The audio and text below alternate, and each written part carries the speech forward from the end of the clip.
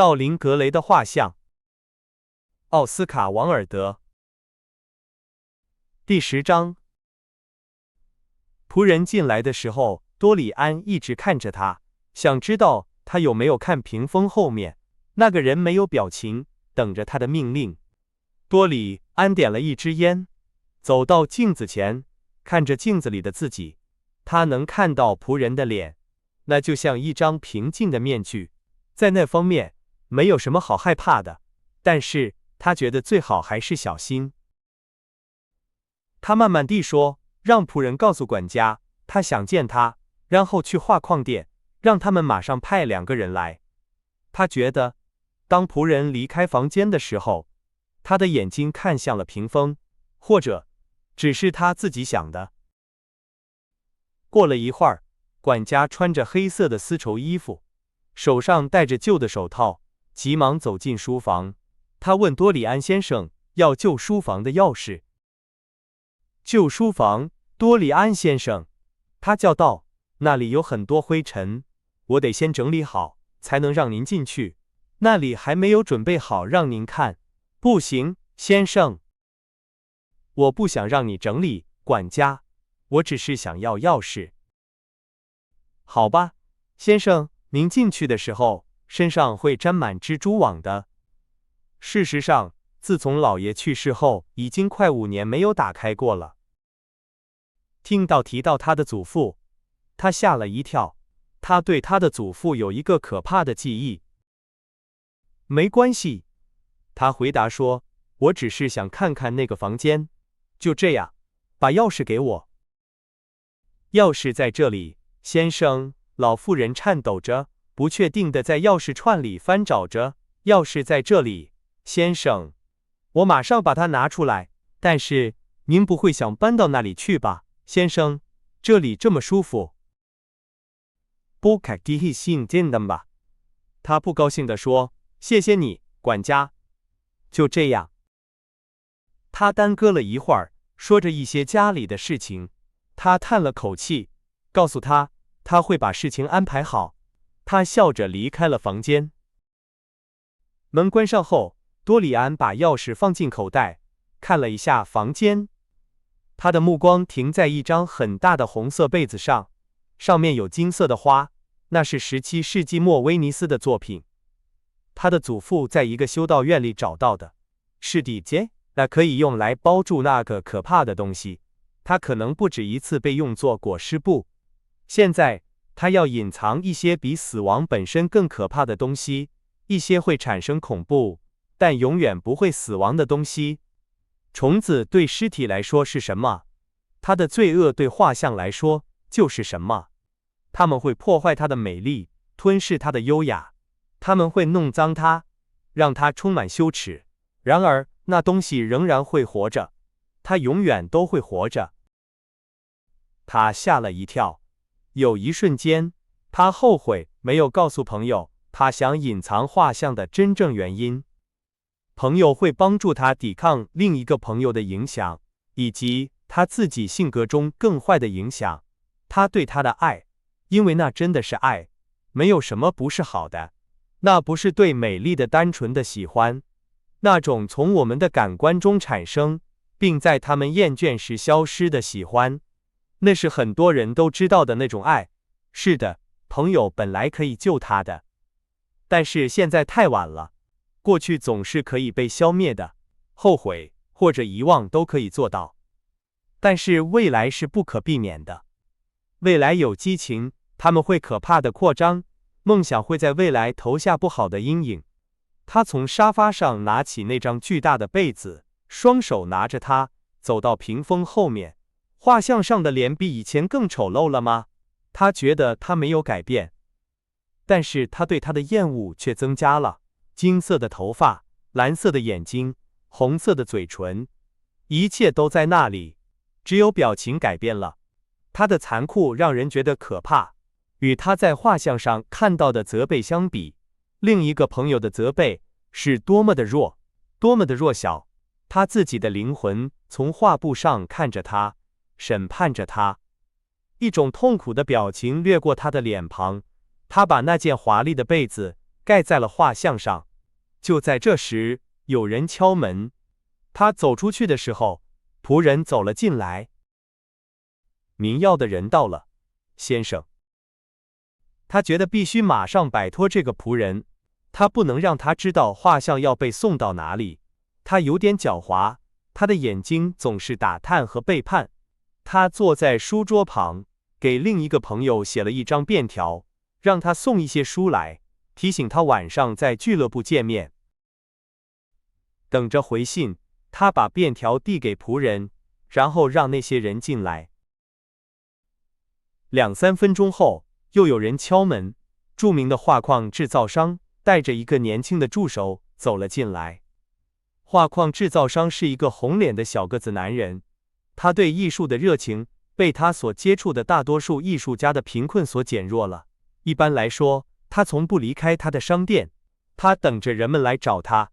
但是他对多里安·格雷总是例外。多里安身上有一种吸引人的东西，仅仅是看到他就是一种乐趣。我能为您做什么，格雷先生？他搓着手说，我很荣幸亲自来。我正好有一个漂亮的画框，先生，我在拍卖会上得到的，古老的风格，它非常适合宗教题材，格雷先生。很抱歉，让您亲自跑一趟，先生。我会去您的店里看看的。不过，我现在对宗教艺术不太感兴趣。我今天只是想让您把一幅画搬到楼上去，它很重，所以我才想让您借给我2个人。不麻烦，格雷先生，很高兴能为您效劳。是什么艺术品，先生？就是这个。多里安移开屏风回答说，您能把它搬走吗？带着盖子一起，就这么搬走。我不想让它在搬上去的时候被刮伤。没问题，先生。著名的画框制造商说，在他的助手的帮助下，开始把画从挂着的链子上取下来。现在，您想把它搬到哪里，格雷先生？我来带路，先生，如果您愿意跟着我，或者，也许您走在前面更好，恐怕它就在房子的最顶层。我们走主楼梯，因为那里比较宽。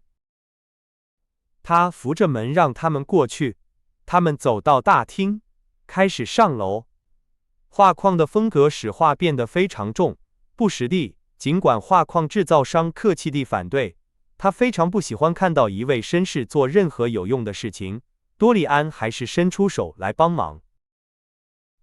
有点重，先生，小个子男人气喘吁吁地说，到了楼上，擦了擦额头上的汗。恐怕是，多里安喃喃地说，打开了房间的门。这个房间将会保存他生活中奇怪的秘密，并将他的灵魂隐藏在人们的视线之外。他已经有4年多没有进过这里了。事实上，自从他小时候把它当作游戏室，后来当作书房之后，他就再也没有来过这里。这是一个很大、很宽敞的房间，是老爷爷专门为他的小孙子建造的。因为他的孙子和他的母亲长得很像，而且还有其他原因，他一直讨厌他，希望他远离自己。多里安觉得这里没有什么变化。那个巨大的箱子还在那里，上面画着奇异的图案，镶嵌着金色的装饰。他小时候经常躲在里面。那个用木头做的书架还在那里，上面放着他上学时用的书，已经卷起来了。后面的墙上挂着那张旧的挂毯，上面画着一个国王和一个王后在一个花园里下棋，一群猎人在背景中骑马，他们的鹰戴着头罩，站在他们戴着手套的手上。他记得一切都多么清楚啊！当他环顾四周时，他孤独童年的每一刻都回到了他的脑海中。他想起了他童年生活中没有污点的纯洁，他觉得不得不把画像藏在那里是多么的可怕。在那些日子里，他很少想到生活会给他带来什么。但是，在整个房子里，没有比这里更安全的地方了。他会保管好钥匙，没有人能进来。在它的红色盖子下，画布上的脸可能会变得像野兽一样肿胀、肮脏。那又有什么关系呢？没有人会看到他，他自己也不会看他。他为什么要监视自己灵魂的可怕腐烂呢？他会保持他的青春，这就足够了。而且，难道他的本性不能变得更好吗？没有理由让未来充满羞耻。也许在他的生活中会出现一种爱，它可以净化他，保护他不受那些似乎已经在他的身心内骚动的罪恶的侵害。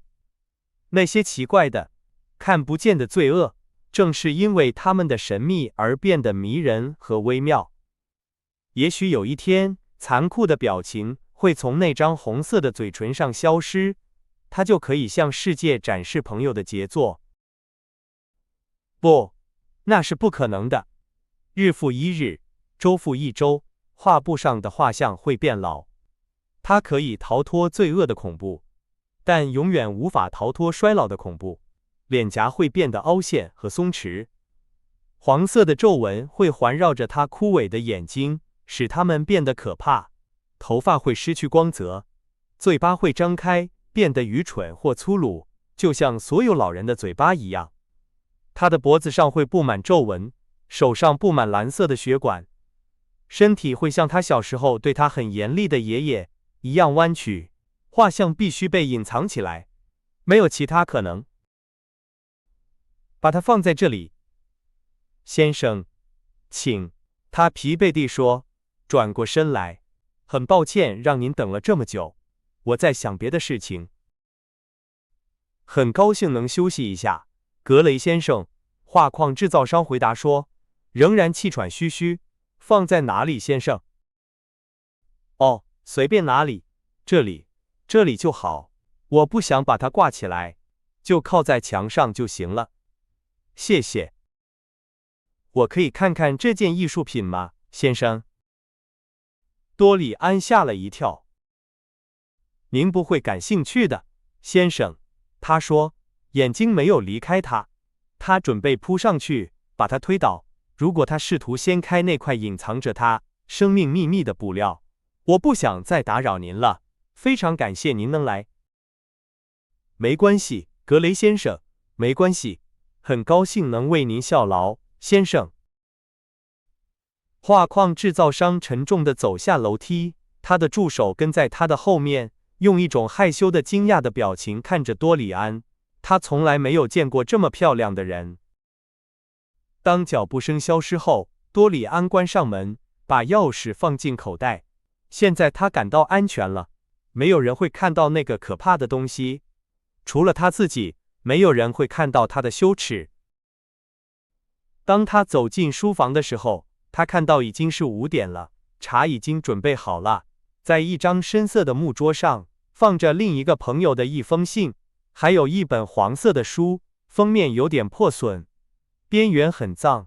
在茶盘里放着一份报纸，很明显，仆人已经回来了。他想知道，他是否在走廊里遇到了那些人，从他们那里打听到了他们做了什么。他肯定会注意到画像不见了，他肯定已经在倒茶的时候注意到了。屏风还没有放回原位，墙上有一个空空的地方。也许他会在一个晚上偷偷地爬上楼，试图打开房间的门。在自己家里有一个间谍是多么可怕啊！他听说过有钱人被仆人敲诈勒索。他叹了口气，给自己倒了茶，打开了另一个朋友的信。信上只是说，他把晚报和一本他可能会感兴趣的书寄给他，他会在晚上在俱乐部等他。他懒洋洋地打开报纸，看了一眼，在第5页上，一个用红色铅笔做的标记吸引了他的目光。它引起了人们对以下段落的注意：对一位女演员的调查。今天上午，法官先生对一位女演员的尸体进行了一项调查，判决结果是意外死亡。人们对死者的母亲表示了极大的同情。他皱着眉头，把报纸撕成2半，穿过房间，把碎片扔掉了。这一切是多么令人厌恶啊！丑陋使事情变得多么可怕的真实啊！他有点恼火，另一个朋友把这份报告寄给他，而且他用红色铅笔标记，他真是太愚蠢了。仆人可能已经读过了，他知道足够的英语可以读懂。也许他已经读过了，并且怀疑了什么，但是那又有什么关系呢？多里安·格雷和女演员的死有什么关系呢？没有什么好害怕的。多里安·格雷没有杀死他。他的目光落在了另一个朋友寄给他的那本黄色的书上，他想知道那是什么。他走到那张小桌子旁，拿起那本书，倒在椅子上，开始翻看书页。几分钟后，他完全沉浸在书中。这是他读过的最奇怪的书。他觉得世界上所有的罪恶都默默地在他面前游行。他只是在黑暗中梦想过的东西突然变得真实。他从未梦想过的东西慢慢地显现出来。这是一部没有情节，只有一个人物的小说。事实上，这只是对一位年轻人的心理研究。他一生都在试图实现激情和思维方式，为了以某种方式将世界上精神所经历的所有情绪状态都集中在自己身上。他的写作风格是那种奇怪而华丽的风格。他有像兰花一样可怕的隐喻，而且颜色也一样微妙。感官的生活是用神秘哲学的术语来描述的，有时很难知道你读到的是圣徒的精神狂喜，还是罪人的病态忏悔。这是一本有毒的书，一种沉重的焚香气味似乎漂浮在他的书页上，扰乱着大脑。他的句子的节奏，他的音乐的微妙单调，在年轻人的脑海中产生了一种梦想，一种病态的半睡半醒的状态。一片同色的、没有云彩的天空被一颗星星刺穿，透过窗户闪耀着光芒。他继续在微弱的光线下阅读，直到他无法继续。最后，在他的仆人多次提醒他时间已经很晚之后，他站起身来，走到隔壁的房间，把书放在他床边的小桌子上，开始穿衣服准备吃晚饭。他到达俱乐部的时候，已经是9点左右了。他发现另一个朋友独自一人坐在等候室里，看起来很无聊。我很抱歉，哈利，他叫道，但事实上这都是你的错。你寄给我的那本书太吸引我了，我忘记了时间的流逝。是的，我想你会喜欢的，他的主人站起来回答说。他们走进了餐厅。我没有说我喜欢他，哈利，我说他让我着迷，这有很大的区别。啊，你已经发现了，另一个朋友喃喃地说。他们走进了餐厅。